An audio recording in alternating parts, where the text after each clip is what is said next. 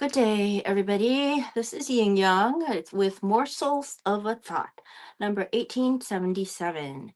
I am bringing you morsels of a thought of what I hope is wisdom because we want to learn the right things to do. In our case today, we are reading from Cavin Balaster's book, How to Feed a Brain Nutrition for Optimal Brain Function and Repair. And let me see if I can't turn this phone sideways so that I can get things to be silent for us. Ay, ay, ay. I am 12 hours later than usual. I am usually, uh, there we are. I am usually here at 5:10 a.m. I haven't been very good about that, but oh, excuse me. As far as you guys know, if it's not 5:10 a.m., then it's sometime for the day, or sometime during the day. Okay, so right now we're reading from chapter 6, and I'll start on chapter 6, page 42. The ins produce for a healthy brain. Um, we're talking about produce. For an average size adult male who is moderately active, the base of the meal plan is going to be three different types of produce, 2 to 3 cups of each daily. And then on page 43, where we left off, we're reading vitamin B. B vitamins are important for energy, and energy is needed for the nervous system to function or to repair. In addition, folate, vitamin B9, is used to make myelin, the sheath that is wrapped around axons. This sheath helps to efficiently transmit information from one part of the brain to another or from the brain to a part of the body. Without this insulation, brain function is slow. Vitamin A. Leafy greens contain alpha and beta carotene, precursors to the active form of vitamin A called retinol. As the name would suggest, retinol is an important nutrient for the retina. And while the retina is located at the very back of each eyeball, believe it or not, the retina is part of the brain. Not only does retinol support the health of the retina, but it also supports bone growth, reproduction, and the health of the optic nerve to the brain. Vitamin C. When it comes to immunity, vitamin C is crucial. It has been shown to stimulate both the production and function of immune cells. Most animals create their own vitamin C, but humans cannot. So we must incorporate it into our diet. And that's okay because it's in a lot of foods that we enjoy eating, including leafy greens. Vitamin K. Because vitamin K is hard to find in other foods, vitamin K may be the most important nutrient that we get from leafy greens. Vitamin K is not only very good for overall health, promoting healthy digestion and keeping blood vessels and heart valves healthy, but it is also important in the production of myelin, the nerve cell insulation that we talked about earlier. Again, myelin is important for efficient communication in the nervous system. Remember, nutrients taken in pill form are probably not as beneficial as those found in the food we eat. For example, a whole orange has over 200 phytonutrients, flavonoids, and antioxidant effects, where a vitamin C supplement has only one isolated nutrient, vitamin C. Again, it may be the ways in which these other compounds work together that make such a profound impact on neurological recovery. What we do know is that whatever these nutrients are, they may have, excuse me, what we do know is that whatever these nutrients are, they have many health benefits. 2 to 3 fists of sulfur rich vegetables. Sulfur-rich vegetables are probably the most underappreciated yet hugely important foods that we will be adding to our diets. While we hear about the health benefits of some sulfur-rich foods like broccoli, Brussels sprouts, and garlic, there are so many other sulfur-containing vegetables like onions, turnips, and radishes which don't get much press. Sulfur is hugely important for liver detoxification and the health of our blood vessels. The importance of liver detox. When dealing with injury or disease, leaky gut, or even when under stress, we may be dealing with an elevated inflammatory cytokine count in the bloodstream. Not only are these cytokines small enough to cross the blood-brain barrier and inflame the brain, but like all other substances in our blood, cytokines need to be detoxified in the liver. Esri, stop it. Esri, Esri, stop it. Love Dea. I'm ordering my cats to be nice to each other. Okay. Not only are these cytokines small enough to cross the blood-brain barrier and inflame the brain, but like all other substances in our blood, cytokines need to be detoxified in the liver. Additionally, when we use an over-the-counter or pharmaceutical medication, drink alcohol, or use another substance recreationally, it also needs to be filtered through the liver to be eliminated. We want our detoxification pathways to be in the best shape possible. So we want to supply these important sulfur-rich foods. There are 400 miles worth of blood vessels in the brain alone. Wow. And sulfur-rich vegetables also support the health of our blood vessels. Blood transports nutrients to different parts of the brain, and healthy blood vessels mean efficient circulation. If blood circulation isn't happening at an optimal level, the brain is being deprived of important nutrients. Additionally, its ability to take away waste products is impaired, causing the brain to slowly deteriorate. Imagine if your house or apartment no longer had running water and your sink, shower, and toilet wouldn't drain. By eating sulfur-rich veggies, we are basically cleaning the plumbing that keeps our brains and bodies working. And we want to make sure our plumbing is efficiently moving nutrients in and waste out. Sulfur-rich vegetables also keep us looking young by supporting healthy skin, hair, and nails. Now, we are reading from Cavin Balaster, How to Feed a Brain, Nutrition for Optimal Brain Function and Repair. It is a life-changing book if you have heard his story about his being, well, he fell from a very high uh, altitude and um, one of those often not survivable falls. And he was in a coma. And after he woke up from the coma, he said, well, he said this. He said this entire book. So, sulfur-rich vegetables also keep us looking young by supporting healthy skin, hair, and nails. There is a sulfur supplement called MSM, methyl sulfonyl hold on, methyl sulfonyl methane. Methyl sulfonyl methane. I'm not going to spell it for you. That is widely used to treat arthritis.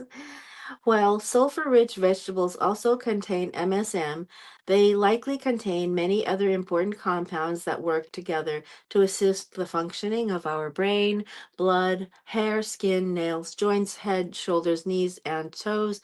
For this reason, I agree with Dr. Walls that it is better to get MSM in whole food form by eating sulfur rich vegetables. So if you go look up MSM, I'm sure they'll give you the way to spell it. I'm not going to spell it. I'm not going to spell it. For the purposes of this discussion, sulfur rich vegetables will include three categories or families: the cabbage family or brassica, the garlic and onion family, and the mushroom family. Each of these families have important benefits. While mushrooms are not technically vegetables, it is useful for us to place them in this category. Let's take a look at each of these families. The cabbage family, Brassica. This family helps to protect our brain cells by promoting the production of glutathione, glutathione, a hugely important antioxidant that our bodies create out of certain foods. Some foods in this family include broccoli, cauliflower, Brussels sprouts, turnips, rutabaga, radishes, and of course, cabbage, all colors. Kale, kale, next page. Kale and collards are also in this family, and they overlap with the leafy greens, meaning that you can count them towards either greens or sulfur rich vegetables, one or the other, in your 6 to 9 fists for the day. So one or the other. Don't count them in both. You don't get to count one vegetable both times, 2 times, I guess, is what he's saying, because he's got to get you 6 to 9 fists for the day. The garlic and onion family. This family includes chives, leeks, shallots, and of course all types of onions and garlic. Garlic and onions are considered allium vegetables, which are powerful anti-inflammatories and have been studied extensively in their role in cancer prevention. Additionally, aged garlic extract has been shown to reduce dementia and heart disease risk, but Dr. Walls points out that other synergistic nutrients of the extract are likely lost during the purification process to make the extracts or isolated nutrients. Rather than supplementing with aged garlic or MSM, we both prefer to get these nutrients in their whole food forms to eat more garlic, onions, and other allium vegetables. If your healthcare provider advises higher supplementation, however, MSM or aged garlic supplements can be used. You can find more information about these at feedabrain.com/supplements. Now, I want to give you a story about my dad. They're in China. He grew up in a suburb of Shanghai, and so he got everything he wanted. He was the son of a pretty wealthy man. He had the run of the lot. He was basically, I think they had silos of rice, and I don't know what they did. They may have been a farm. Um, but there was a year when he was eating garlic to no end. He was just craving garlic. So he would eat garlic. In terms of garlic, what he ate was the marinated kind, and he loved it. He just ate it all the time. And so my parents gave me the I'll tell you the other story later, but one day for his immigration, um, health checkup when he was coming to the United States from Taiwan. They took an x-ray of his chest. They wanted to make sure he didn't have tuberculosis or some kind of transmittable disease that, that was already vaccinated against in the United States. And the doctor found a burned mark in his lungs and said, "You had what did he say? You almost had tuberculosis, but it somehow cured itself. Were you under treatment?" And my father said, "No, no, no, he was not." And he said, "Well, what did you do? Do you remember having this, any symptoms of?" And he asked him these questions. And finally, it came out that my dad said, There was a year or 2 years when I was craving garlic, and I ate garlic every single day. I ate a bulb of it, or a, did he say a bulb? My parents used to make me eat a bulb or a clove every day. Um, and that leads me to the second story, which is in fifth grade at Clarendon Elementary. All the teachers came by and talked to me and said, well, some of them even said, I come from a culture where garlic is a big deal too, but you can't eat it here like this because other people can smell it. And other kids would say, oh, God, you smell. And and I didn't know. I was like, "What do you mean I smell?" And I told my parents, and they said, "Oh." And then I think they gave me the message to bring to my parents. So my parents had me eating marinated garlic instead after that. Instead, because they used to have me eat raw garlic, 1 clove a day. Raw. So that was the story. Anyway, so, the mushroom family. Mushrooms are not only an excellent source of sulfur, they also contain a variety of B vitamins as well as other compounds that have been shown to balance the immune system. And a balanced immune system is protective against essentially all chronic health conditions, including autoimmune disease and cancer. But we should also be aware that mushrooms aren't for everyone. Some individuals may be sensitive to mushrooms and may feel fatigued, brain fog, or headaches after consuming them. If you or your loved one notice negative effects after eating mushrooms, then remove them from the diet, at least temporarily, at least 60 days. Gastric feed information. Yeah, we're reading from Cavino Ballaster's book, How to Feed a Brain, Nutrition for Optimal Brain Function and Repair. Um, Gastric feed information. Because mushrooms aren't for everyone, leave mushrooms out of the diet to remain on the safe side. There are plenty of other sulfur rich vegetable options, as well as other sources of B vitamins, such as organ meats or some vegan sources like spirulina. You can find this and other alternative supplements for vegans at feedabrain.com/vegan. 2 to 3 fifths of colors. We also want to get our colored vegetables and fruits. Fruits and veggies that are colored throughout, like carrots, beets, berries, kiwis, celery, avocados, etc., are packed with antioxidant power, which is very important for our brain health as well as many other health markers. Rather than looking at fruits and vegetables separately, we're going to lump them together and separate them by color. Most people aren't aware that avocados, tomatoes, and olives are all fruits anyway. Did you know that cucumbers and zucchinis are technically fruits? The reason it makes sense to separate these plants by color is because the antioxidants and phytonutrients that supply our nervous system are not associated with whether the plant is a fruit or vegetable, but rather the color of that fruit or vegetable. When we are talking about this pigment, we do not consider white to be a color. And we are talking about fruits and veggies that are colored all the way through and not just on the skin.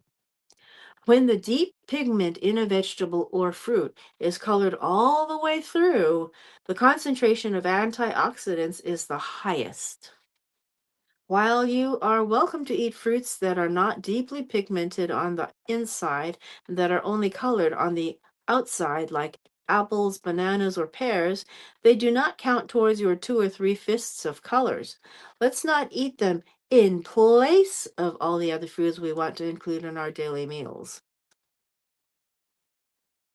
Antioxidants. What exactly do they do? Normal metabolism creates a manageable amount of reactive oxygen species, ROS, otherwise known as free radicals. These reactive oxygen species react either with antioxidants or with tissues in the brain and body. When when ROS react with tissues in the brain and body, they cause incremental damage. While this is one of the inevitable ways in which we age, antioxidants react with some of the free radicals and reduce their ability to cause damage. Free radicals cause internal damage, but antioxidants can slow that damage down. After a concussion or brain injury or throughout a brain disease process, there is a huge increase in the amount of ROS. So we especially want antioxidants to help us to recover. For this reason, it is standard practice for functional neurologists to use extra supplementation of antioxidants and anti-inflammatory compounds to quell the inflammation after a head injury. He's got footnotes in here, and we're at footnote number 234, just so you know that all of this is backed by science and other information and paperwork writings. As it turns out, the effects of a concussion or brain injury are similar to those of neurodegenerative diseases such as Alzheimer's or Parkinson's. In fact, researchers are looking at TBI as a model for Alzheimer's disease prevention. At a cellular level, when we look at what happens after a concussion or brain injury, we effectively see the brain age in hyperspeed. And antioxidants help to protect against the effects of aging. Antioxidants also serve to protect against so much more, including cardiovascular disease, cancer, and dementia. In addition to these benefits, colored fruits and veggies are especially tasty. There are 4 different categories that house our colored fruits and veggies: green, red, midnight, purple, black, blue, black, and sunset, orange or yellow. Different colors of different colors of vegetables and fruits indicate different properties and different combinations of phytochemicals, end quote, that contribute to health. It's got a footnote. To me, the most important property of these foods, as this is Cavin Balaster, to him, the most important property of these foods is that they promote healthier brain cell structure and function. They also promote stronger, more elastic blood vessels and improved prostate health. Additionally, they have antibacterial properties and they protect against DNA damage while supporting immune system, skin, eye, and reproductive health. Deeply pigmented fruits and vegetables promote healthier overall cell structure and function. And remember, it all comes down to the cell. Let's look at some example of what falls into each of these 4 categories so that you have an idea of the types of produce to look for. We want to try to eat several different colors every day. And he'll go into the colors we'll go into next week. Green, red, midnight, sunset. That's going to be interesting. So we're on page 48 and 49. And this is how we want to optimize our brain function.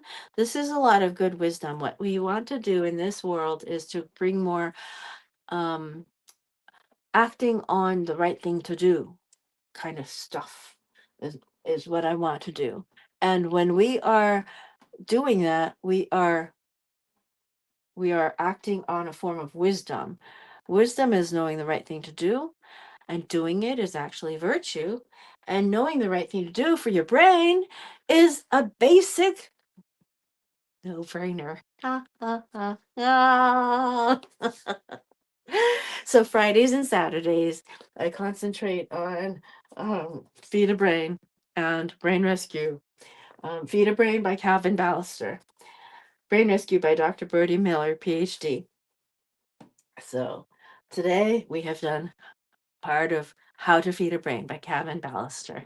Okay, I'll talk to you again later. Old Kinderhook.